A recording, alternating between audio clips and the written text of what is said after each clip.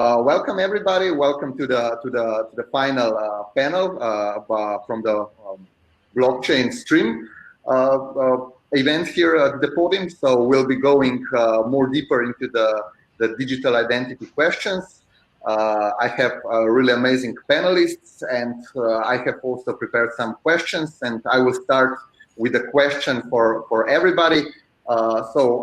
Global standardization, is it possible? Is it possible that we will be having in 10 years time horizon one digital identity which will be portable through all the internet, so that I will be able to open my bank account in South African bank, and I will be able to transfer a title on a real estate in Brazil? So is it possible? Who will start? Mitja, you? I can start. And I can start maybe more from the technical perspective. So of course, technically, this is very easy and possible, but it also depends. So we've also been part of the W3C community, and we've been involved with creating the DID standards and verifiable claims a lot. So the idea is really that when the standardization comes in, it's important. And if those standards are actually approved, then any solution could actually, that just kind of works on top of the standards, would work.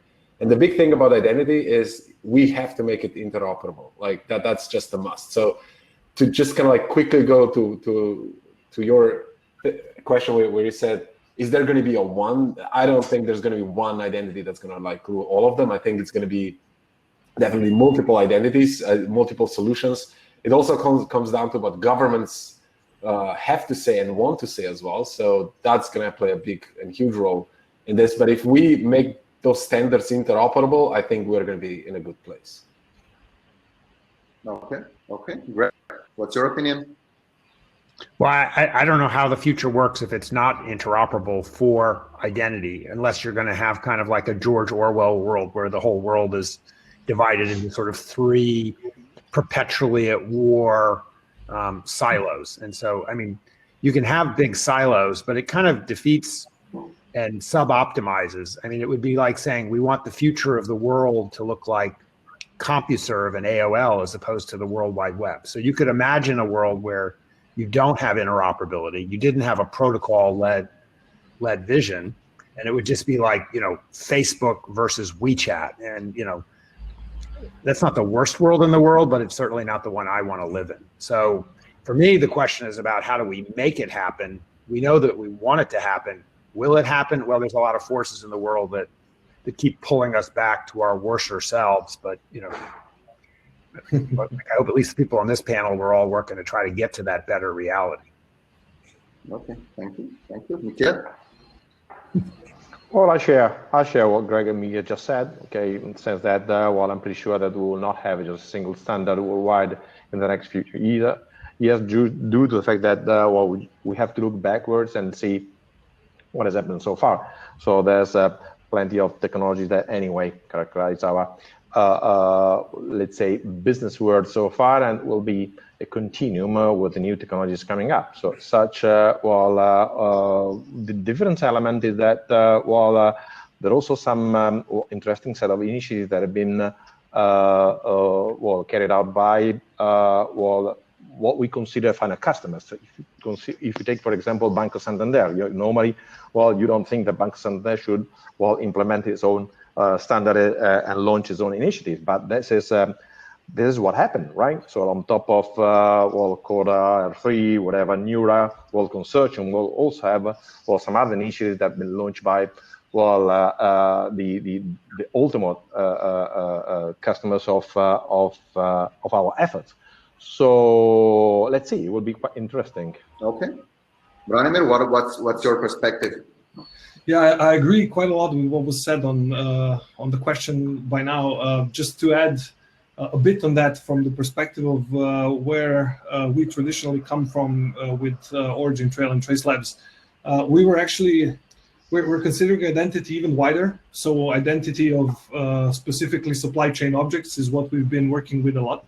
Mm-hmm. And in that sense, when you look at, there's already standards there, though they haven't been looking at identity as we're talking about today. So it's not interactive identity, it's mostly how do you identify a product or a batch or a certain, let's say, a palette with a specific code.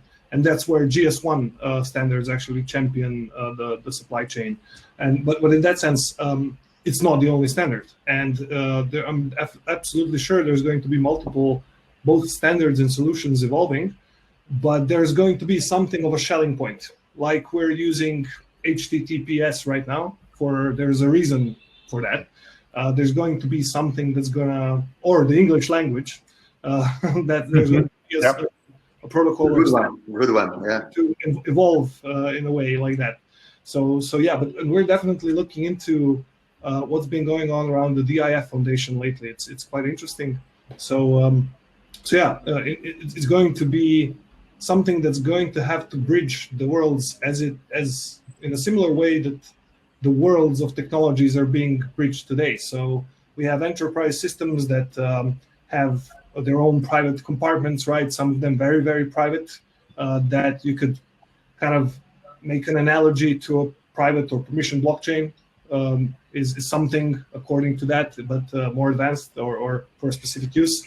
And then you have the public internet where you have, I don't know, your LinkedIn profile, which is kind of a public thing. So I think identity will live across all these systems, and then there's going to be some public component that is obviously related to the W3C standards that Mitja mentioned, verifiable credentials and DIDs. And then again, you're going to have something that's very private, I guess, and the cat and mouse game around privacy, of course. But it has to live across different things. So it's going to be Bank of Santander and Ethereum at the same time, I believe. Okay, yeah, I guess we all agree on that. So if I'm not mistaken, you all three are working, or your solutions are based on a blockchain platform. So please tell us a little bit more about it. So why blockchain? Can we do it with some other technologies, and what kind of blockchain? So we know that we have permissioned and permissionless or private and public blockchain. So each of them has several pros and cons. So please share with us a little bit more about used blockchain technology, and in general, why blockchain?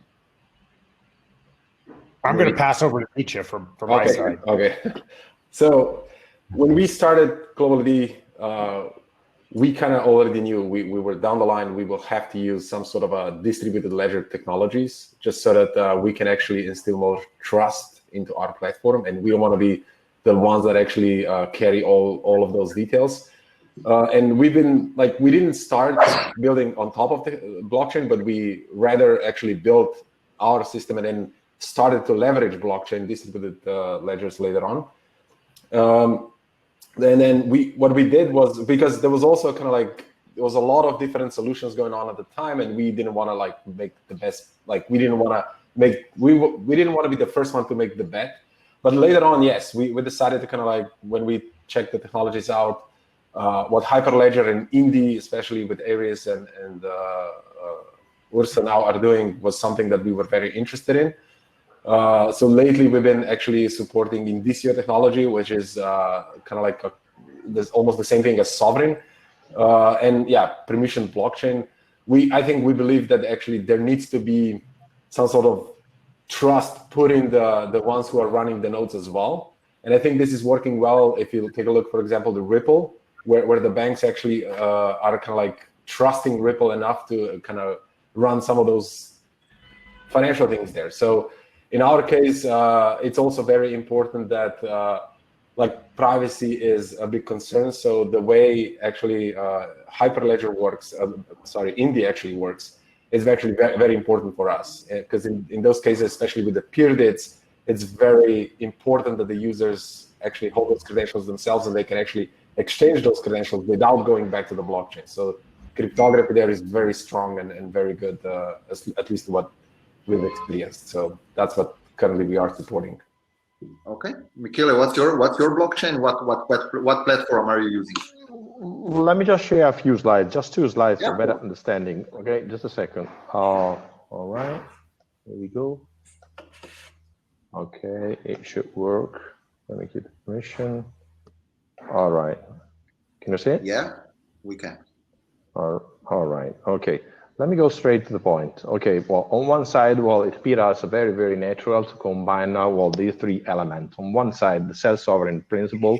Okay, the IDAS and the GDPR. Okay, we are a qualified trust service provider, so our mission has been ever to provide our customers with top level of digital trust. So well, we said once the technology stepped in, we said, okay, why don't we combine our public infrastructure with the blockchain technology, and we decided to go for the public blockchain technology. Although, as I said before, sovereign is based on private nodes, right? So it's a public technology, it's decentralized, hyperledger technology, but still based on a private network. The nodes are hosted by highly reliable parties. Okay, so we build up a bridge between the sovereign, the governance framework, and what we have been doing forever. Means our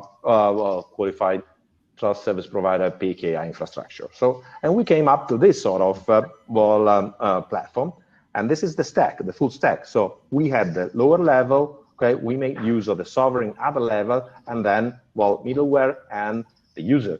The 11.7, the user interface was built up by us. Okay, so this was idea, and by transforming this idea into the Disney proposal, we then recognize that there were a lot of use cases where we could apply for, and this is what we did so far.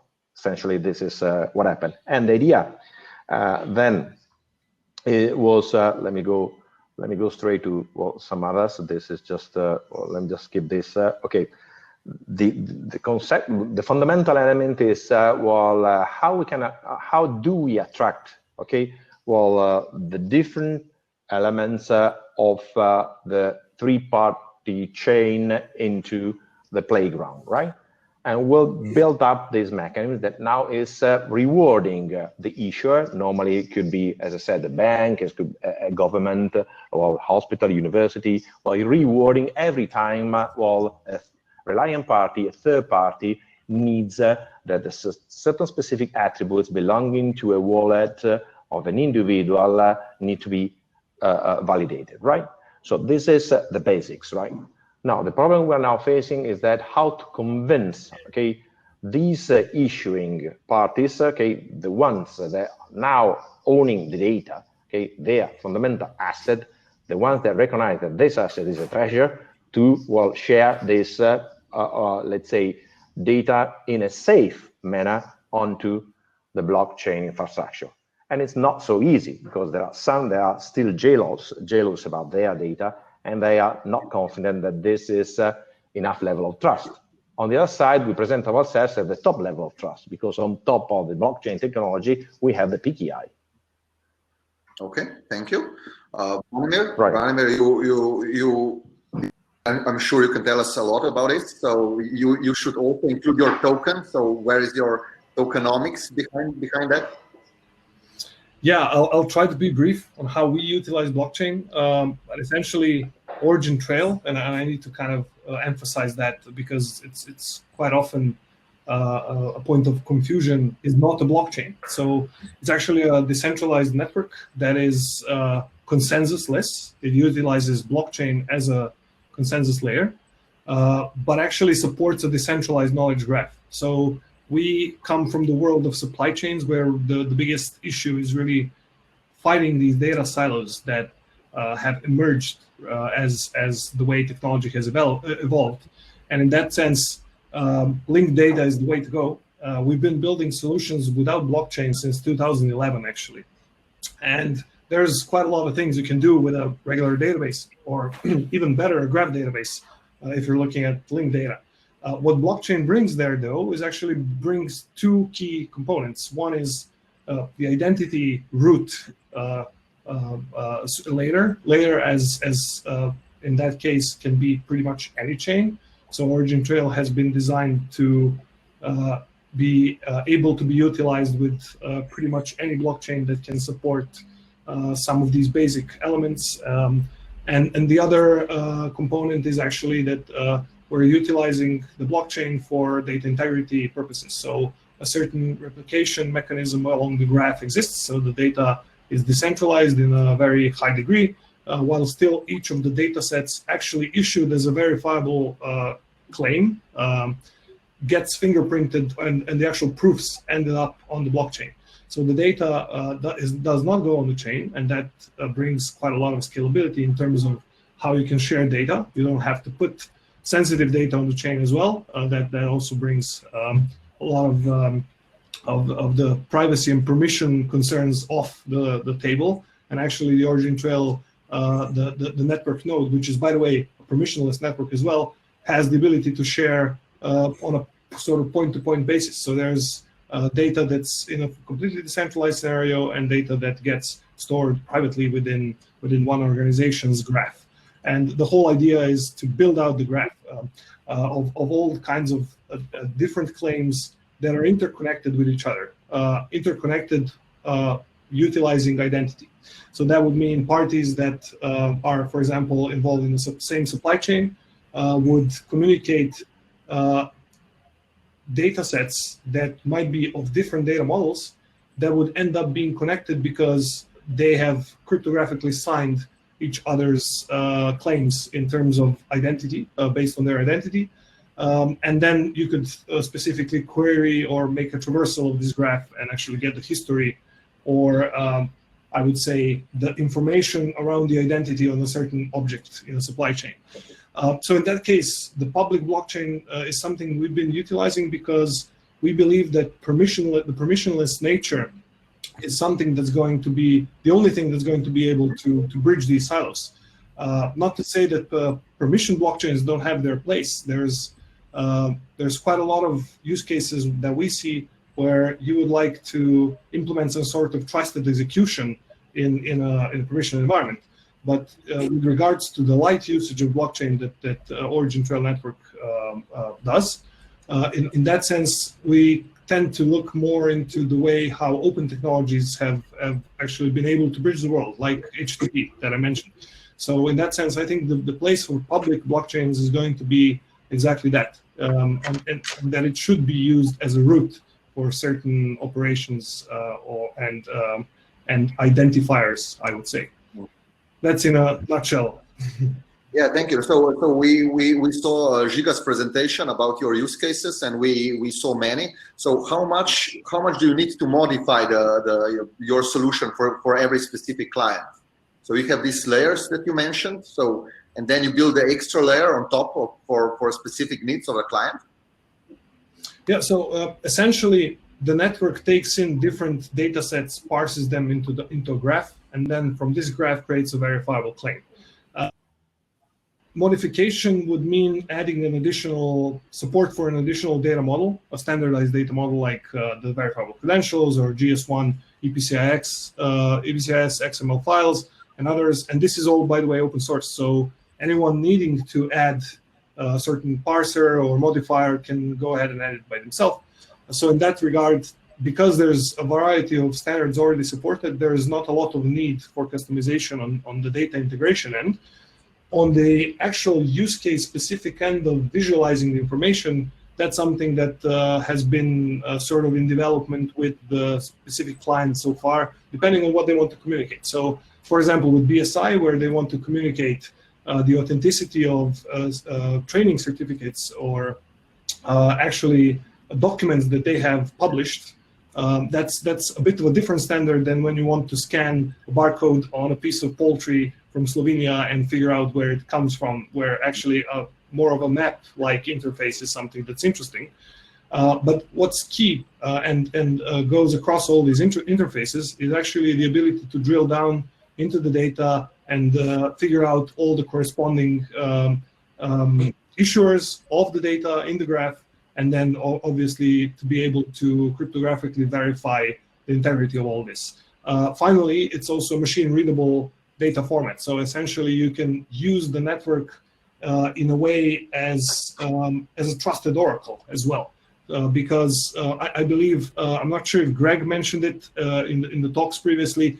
But essentially what we're looking at is we're looking at a claim published by a specific identity that you can trust. So it ends up being, however big the network is of a blockchain, let's say, or whatever the hash rate there is, in the end, you decide if you want to trust an issuer of some data set. The data set on the blockchain can be whatever. It can be even garbage, even though it's immutable. So in that sense, it's something where the identity is really key. Okay, thank you. My next scope of question is related to biometrics. We know that I think in 2017, Alibaba introduced Smile to Pay solution. This is something that we wanted also to introduce here in Slovenia. I was working for one of the Austrian startups, and we were talking with BTC City about a pilot project. If this would be possible here in Slovenia under the GDPR, and they say there's a letter. So I know that Slovenian regulator is very strict, very rigid. But what's your opinion about this biometrics? Should this be a part of this strong customer authentication method, as it's also foreseen under the PSD2 Payment Services Directive? So maybe Greg or Mitja to start with. I'll take a shot at this one. So I just first want to say there's two kinds of biometrics operating in the world. It's sort of a southern versus northern divide, or developing country divide. So there's biometrics for identifying the person. That's what they're doing with Aadhaar in India. And there's a big central database of biometrics, and it is actually an identity database. And then there's then there's biometrics the way that Apple or Google are using it as really as an authentication device. It doesn't actually identify who you are. It just authenticates you're the same person that was there before when you did set up your identity. And so I think that form of authentication biometrics is already widely available in every phone that we have.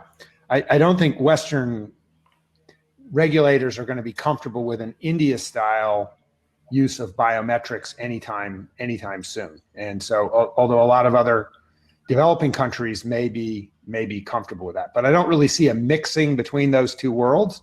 So we are using biometrics, including FaceTime and FaceTime-like technologies, just purely for authentication. It's just an alternative to a PIN code. So let me stop there. Mitja, did you want to add anything?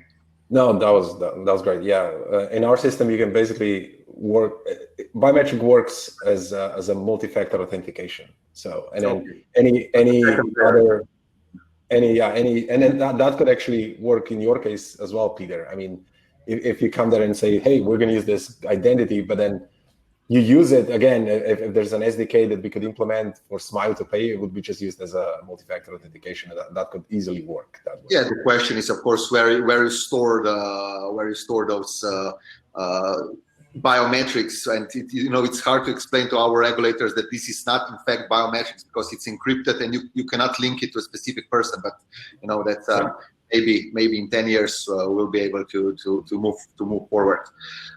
Michele, your point. Well, my point is that biometric is part of the solution, but it's not the solution. We actually make use of biometrics within our platform for identification of individuals all over Europe, but it's just a single niche part of the overall procedural platform that we have built up. Okay, it's not enough. It's not enough.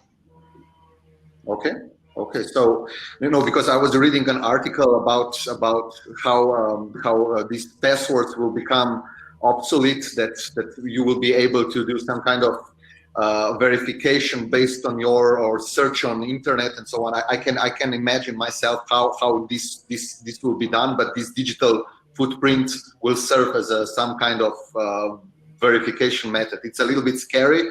But I guess we are heading in that direction. But again, Peter, don't get confused in the sense that one matter is authentication, the other matter, as Greg just said, the other matter is identification, right? Yeah, that's two different. Yeah, of course. Okay, so we touched a little bit about these technologies which are which are making your life a little bit harder concerning data security. What should we be aware of in the future? So when these quantum computers will become relevant, when these deepfakes will be able to fully forge the biometrics and so on. So is this something that's a threat now or these days, or maybe in the near future? Maybe it's a sorry to step in. It's a call to action rather than a threat, right? This is I think that everybody, each of us, is working after this. Okay, and then just as Uli said, happen. It's a call to action, right? And tomorrow there will be some other potential impediment that will come out with new technologies. So it's again, there is no absolute principle of security, right? So we need every day to work after what is now happening. Look, watch out, and see how we can cope with the new incoming, as you call, threats. But quantum technology is a big opportunity, definitely. It's not a worry, okay? And now, at least the way how we see it. So if we compare quantum technology with PKI, we have just made rough calculation, and it should, we should be safe at least for the next 7 years. How much? 7 years? Yeah, without changing anything. Okay. Okay. Cool. Any other opinion? Yeah.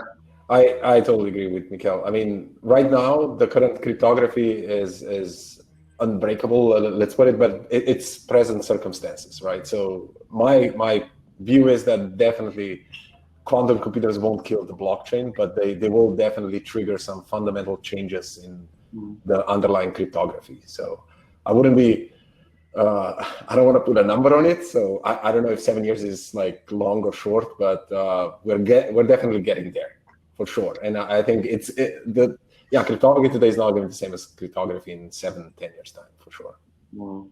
Okay, cool. Branimir, so we tackled a little bit about other technologies and how they will have potential impact on digital identity. How do you see Internet of Things? Because you're tackling with identity of devices, identity of stuff, not of individuals. How do you see development here? Yeah, it's actually, I think it's quite already getting into the pores of a lot of technology, and because we've actually had several that involve supply chain tracking and actually monitoring of farms. So that was in a specific smart farming case. But in general, we all know there's going to be so much more devices within just 1 year from now. And it comes down to really, what do you do with all this data? Where does it get aggregated? And if you look from sort of the data information knowledge pyramid point of view, we're going to get flooded, if we're not already, with tons of data, and that we're going to have to make some sense out of, either that be devices or something somewhere in a farm or in a train. Like one of the cases we work on. And essentially what I see the key problem there is how to make sense out of it, how do you get actionable information, how do you quantify, not the information, the sense of informational theory where we talk about entropy and how we define the quantity of some information, but rather quantity of actionable knowledge, something that's more compressed rather than going into the big data. And that's obviously machine learning and AI is a nice direction to look into, but it's also going to mean, in a way, reducing this entropy on a physical level as well. So that's where IoT is going to help a lot, because we will need more ways to collect data, and that's something that in supply chains is really the kind of one of the hardest problems, because everyone today thinks, actually, you don't kind of assume that the supply chains are so fragmented. Everyone's used to kind of this digital world today where we can I can pick up on phone, and if I have, I don't know, Barack Obama's phone number, I can call him, right? Everything is kind of easy, let's say it like that. But in the supply chain world, a lot of things are still on paper. there's a lot of uptake of standards in certain places. And then if you look at how global they have become, especially in cases like now when we have the COVID crisis, it's really, there's really quite a way to go. And that's IoT is going to help there a lot. That's something that we see, because data collection is something that we still need to bridge, and the devices are going to help us get there. What we do with the data layer is going to have to be something that involves a little bit more of semantics. And that's why we're so excited to be building the graph technologies that we're working on. But yeah, hope that gives you a bit of the glimpse of our experience. It is. Okay, so we also tackled one issue at the beginning, these big internet platforms, big tech companies. Should we be afraid when Facebook is announcing that they will start developing decentralized digital identity solutions? Is this something that we should be happy about or a little bit afraid of?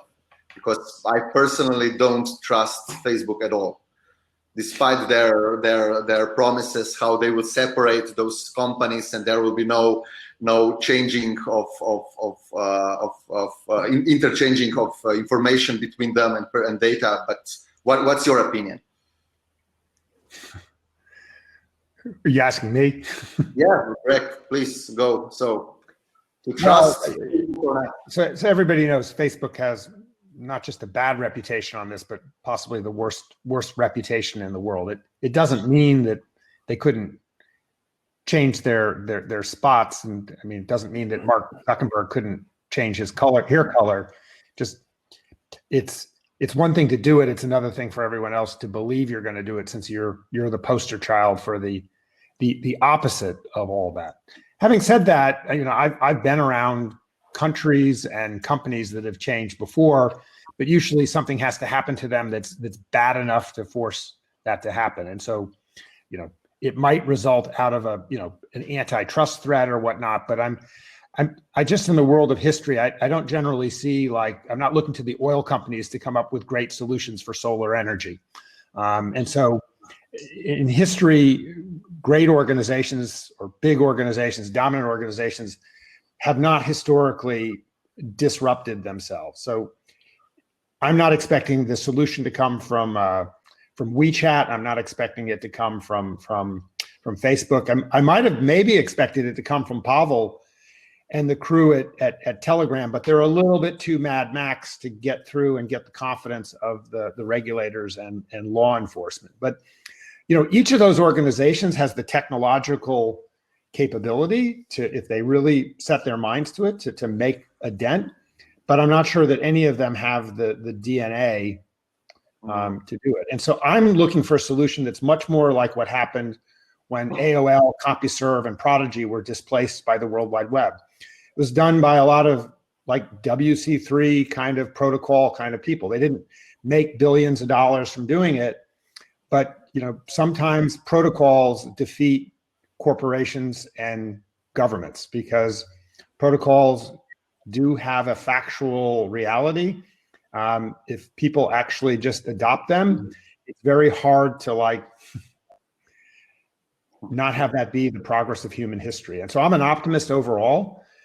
I believe that protocol will emerge, because I don't know how the future works if we're going to count on the WeChats and Facebooks of the world to get us there, or count on China, Russia, or the US, or the EU, or somebody to magically take us there.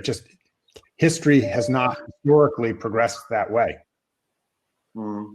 Okay. Anybody else? So will they continue developing their own solutions? I guess they will, because I know that I was looking at the list of some acquisitions made by Facebook, made by Alphabet, and also by Apple, and there are many startups which are working on some kind of digital identity solution. So I guess they will continue to be part of this game.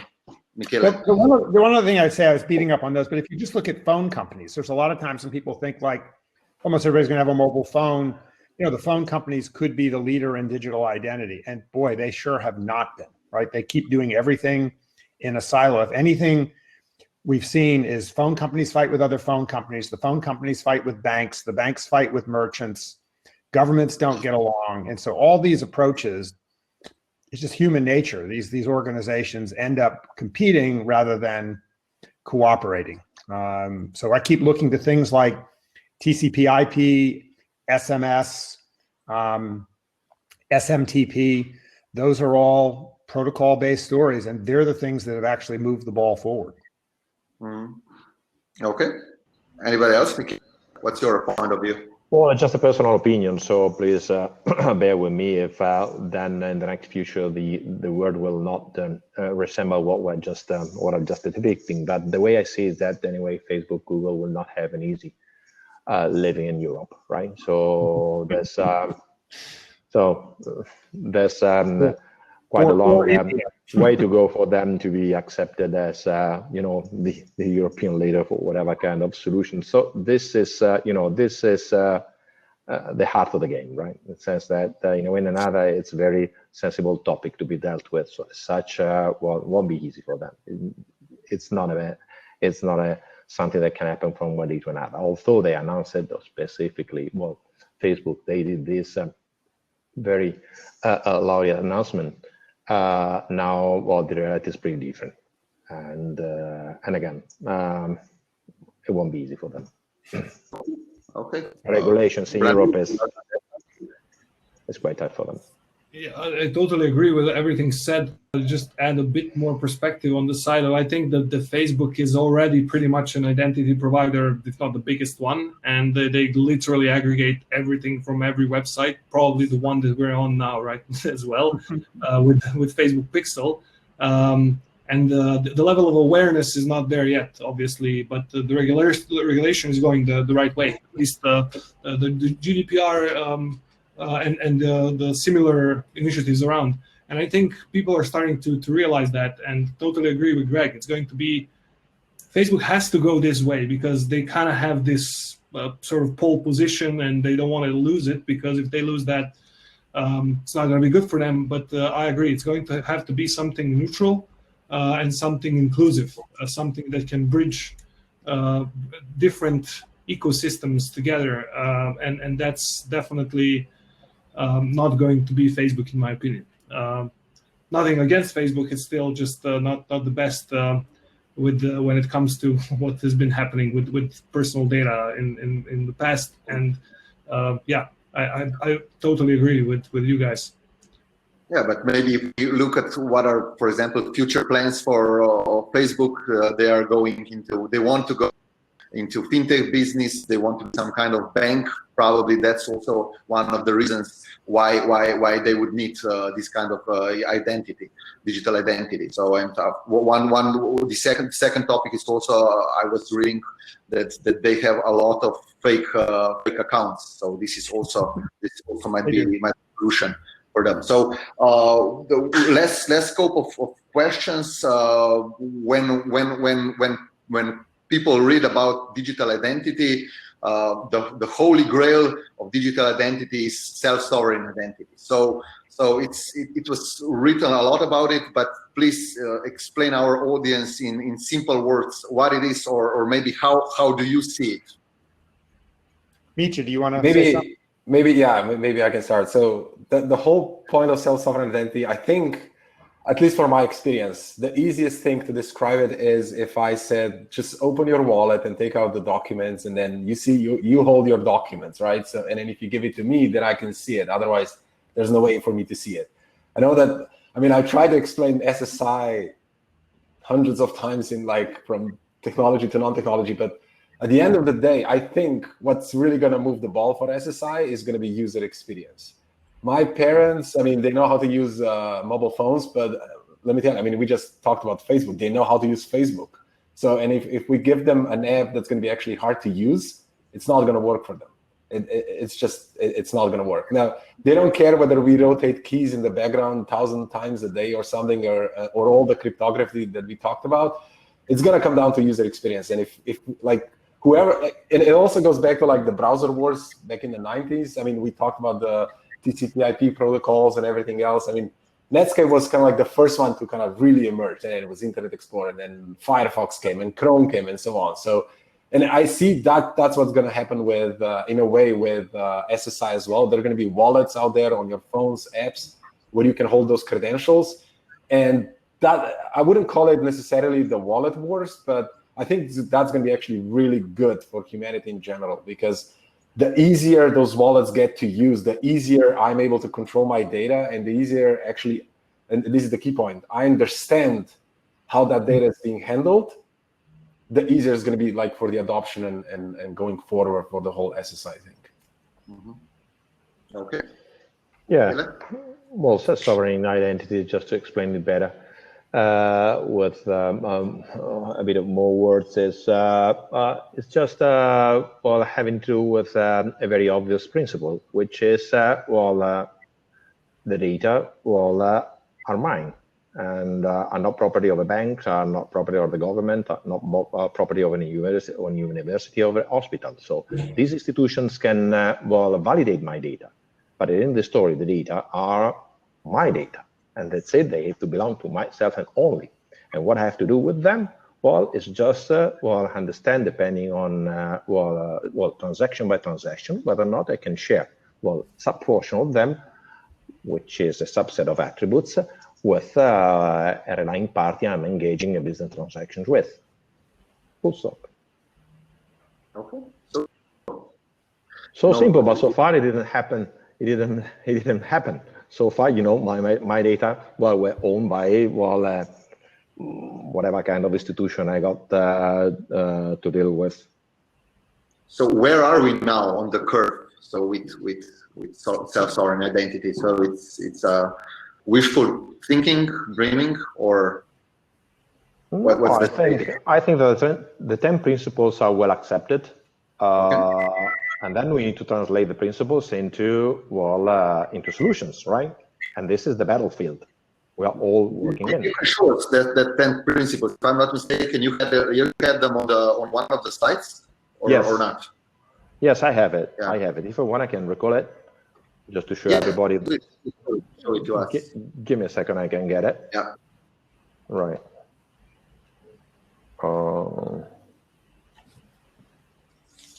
A few seconds still. All right, here we go. Let me share it. Yeah, maybe we can go through them briefly. So in the meantime, I'll say we're really at the so just personally speaking, since I'm in litigation through my portfolio companies with Facebook and Microsoft, like with Facebook, who owns that data? Can I share my data with a company like Lendo to get a loan, or can Facebook block me? Or on LinkedIn, which is owned by Microsoft, can I make my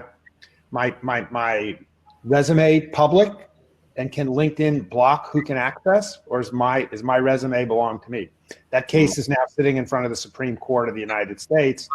I'm obviously on the side saying, hey, it's either public data or the user's data. The data doesn't belong to Facebook or LinkedIn just because the data sits on their servers. But currently, those battles have to be fought at that level.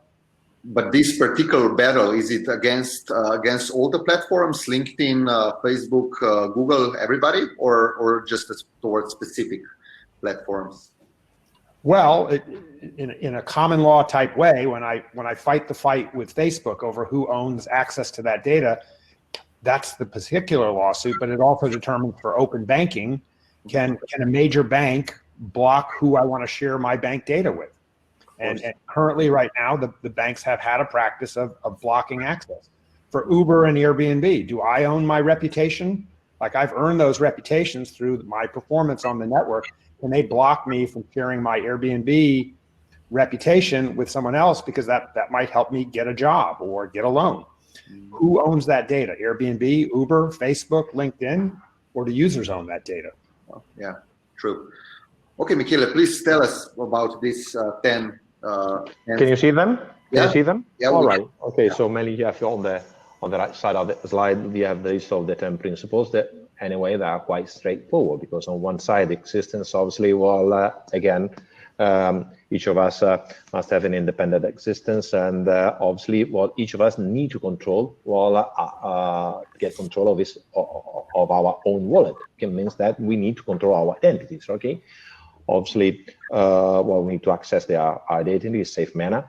Full transparency and persistence is a fundamental set of principles to be guaranteed, because obviously my identity is a fundamental value that I bear with me, and as such we need to carry with me, and as such we need to ensure that it will be persistent time-wise.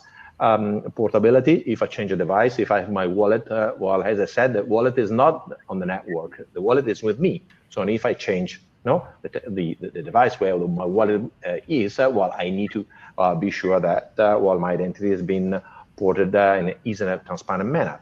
Interoperability is what Mitja was saying before, and it's fundamental, because when another, whatever kind of list of attributes are now characterizing my identity should be widely usable and has many use cases as possible. Okay. Also, transaction by transaction, I have to give express consent for disclosing a subset of the attributes that characterize my identity, right? And this is, according to the 9th principle, which is minimization of my identity. It's not worthwhile that I share with a hospital the full set of attributes. Perhaps it's just enough that I share a subset of them, right? And again, obviously, the protection is the core fundamental element we all need to take care about, because if there's no protection, there's no self-sovereign implementation at all. Okay.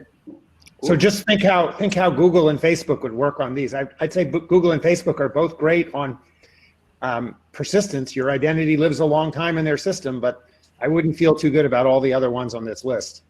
Yeah. True. You're right, Greg. You're right. Yeah. So last couple of questions. Mitja was already mentioning this user experience, but I think this is true for all the technologies. If they're not something that people can easily use, there is no way there will be a mass adoption of specific technology. But in case of digital identity, we have this constant battle between user experience and, let's say, non-negotiable legal requirements. My question to you is, who will win at the end? So whether GDPR will become a little bit more friendly, or there will be a constant battle and with undecisive winner at this time. So what do you think? What will happen? So will regulations slowly become more flexible, more open, or it shouldn't become so? But otherwise, I'm afraid that this will have the legislation. I'm speaking, of course, me as a lawyer, I do read a lot of legislation. I read a lot of papers from different regulators, and I am a little bit afraid about these topics which are related to how most disruptive technologies are implemented into the old school legal norms. So who will win the fight at the end?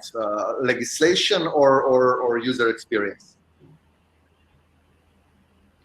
Well, I'm an optimist. If user experience and self-sovereign identity can't win, then we're either gonna live in a Mad Max world, which is kind of like what Telegram was pushing, or a George Orwell world like China, or a creepy world like Facebook, or like a bureaucratic world, which is like GDPR. So I'm not a fan of those four outcomes. I don't want my children to live in that world. So it sounds trite to say it's UI UX, but UI UX with those principles of self-sovereign identity, I don't know how else the future can work. If it's any one of those other four things, I just don't understand how we're going to get to the Star Trek future using, Orwell, Mad Max, creepy, or bureaucratic. I can't find that path. So that doesn't mean that we've figured it out, but I know that that's the problem that we want to work on. I don't know what the tipping point is when things get bad enough You know, it happened like in 1994. No one could have seen that AOL, CompuServe, Prodigy would all be like nothing, you know, 10 years later because the World Wide Web wiped them out. But we need that kind of tipping point here. I don't know when that tipping point's going to happen. I just want to be ready for the party. Okay, but you're betting on a user experience. Okay, Mitja? I'm betting on user experience and self-sovereign principles. Those principles we just saw, Michele, that you put up, that I'm betting on those, that they are the right principles. Okay. Yeah, I couldn't agree with Greg more. I think the key question is going to be, when's the tipping point?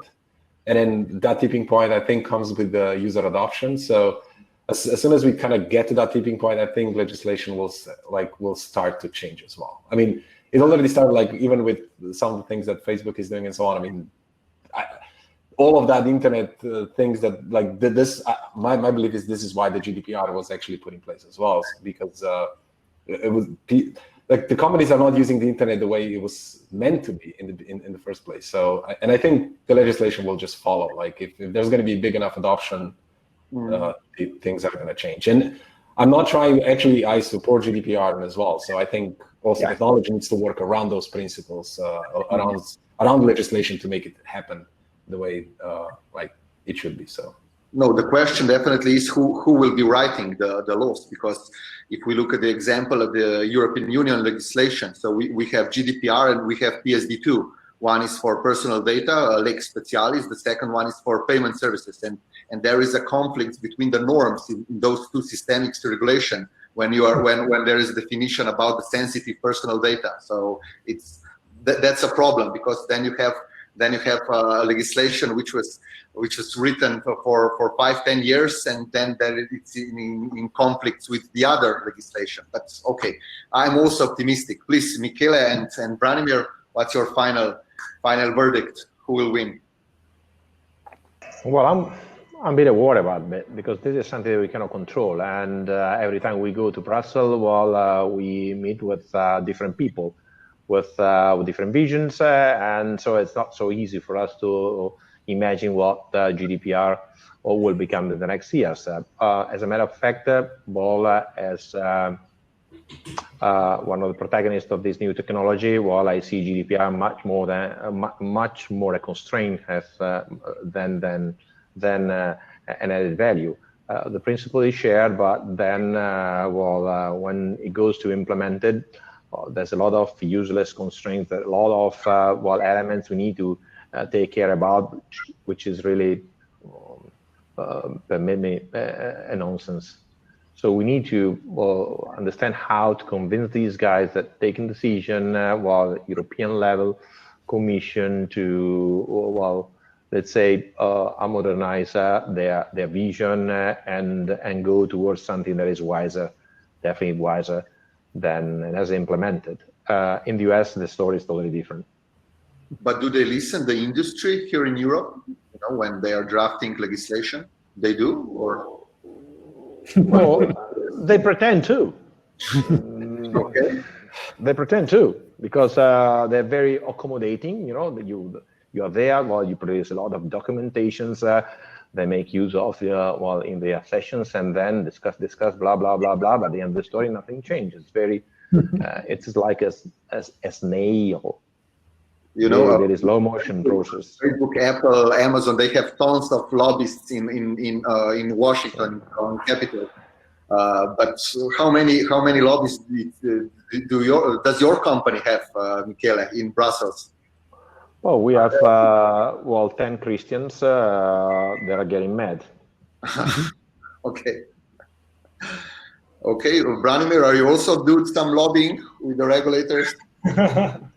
No, actually, not as much. We're not so much involved in the topics, but I believe that on the topic of UX versus regulation, if we pose it in that way, I think regulation has always tended to follow what was really being kind of developed, and the reason why we've seen very fast sort of startup growth in certain areas, like the way Facebook grew, was because it was in a sense a little easier in the user base sense. So you had like a common user, not like an institution that has to be involved with self-sovereign identity, and that still maybe, well, at least in Serbia, has Windows XP, you know, and tries to, you know, somehow digitize. So that's why I think it's going to take a while for SSI to take in, but it's going to be someone who's going to make it easy, and then the regulation will understand, aha, this is what's going on. We need to introduce something new, and maybe GDPR 2.0 comes in when we realize that some things, like Michele said, are not really feasible or very strict. Like the idea of the right to be forgotten. Yes, of course, we understand we should not put, let's say, public personal data on a public blockchain, but there's no 100% mathematical proof that you can, you know, once the data gets out there somewhere, be copied, that it's going to be deleted, because it's right. Information tends to go free, right? That's one of the common things. So in that sense, I think it's going to kind of follow each other, but the infrastructure from the UX point of view is going to lead the regulation, I hope.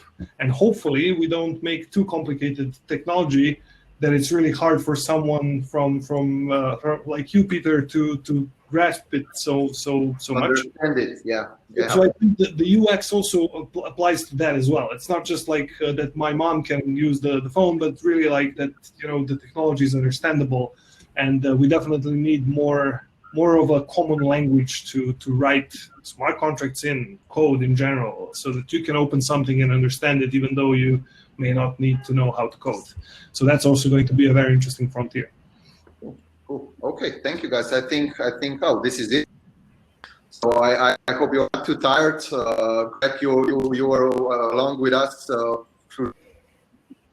was listening to you 5 hours ago, and you were here with us all the time. So I would like to thank you at this point, and I hope that we were interesting to the public. I think we opened some interesting topics.